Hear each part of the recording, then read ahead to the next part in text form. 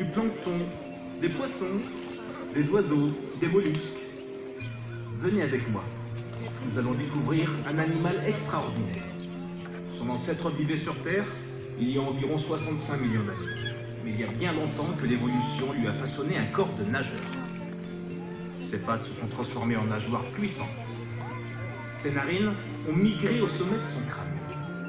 Il est devenu tellement à l'aise dans l'eau que non seulement il y passe toute sa vie, mais qu'il est devenu un des prédateurs les plus redoutés des mers. Il fascine les marins depuis l'Antiquité. Tout le monde en a entendu parler, mais peu nombreux sont ceux qui le connaissent vraiment. Vous l'avez deviné, il s'agit... Des dauphins! Que fais-tu dans ma cabine? Moi? Je suis venue pour voir les dauphins. Bon, ok.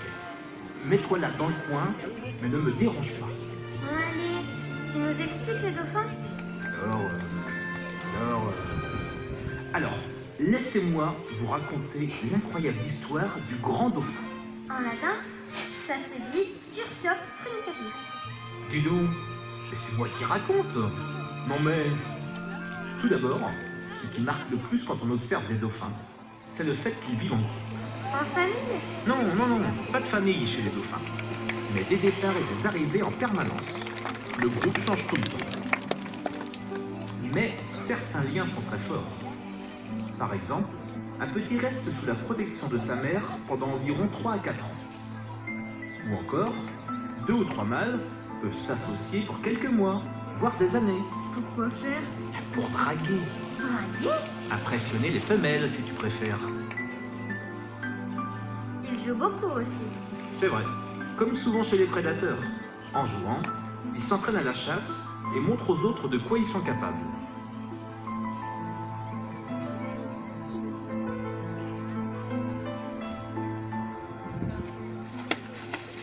De violentes bagarres peuvent aussi exploser.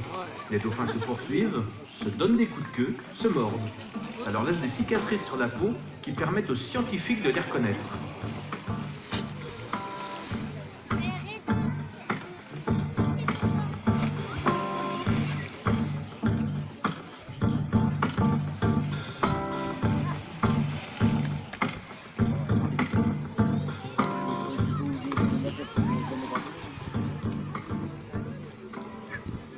Ils mangent de tous les dauphins? Ils chassent surtout du poisson, mais parfois aussi des calamars. Ils adorent.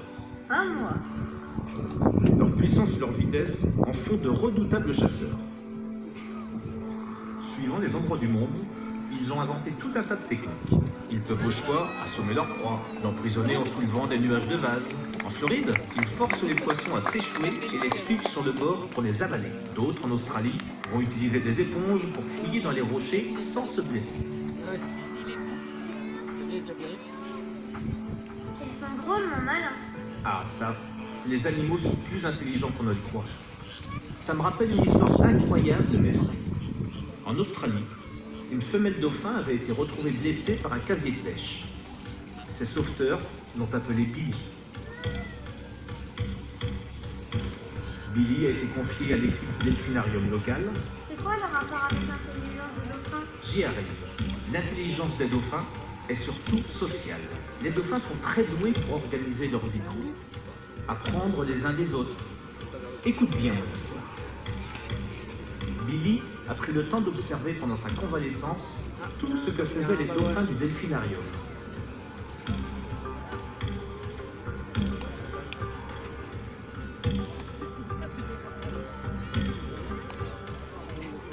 Une fois soignée et remise dans sa baie d'origine, les scientifiques ont eu la surprise de la voir réaliser un comportement encore jamais observé dans la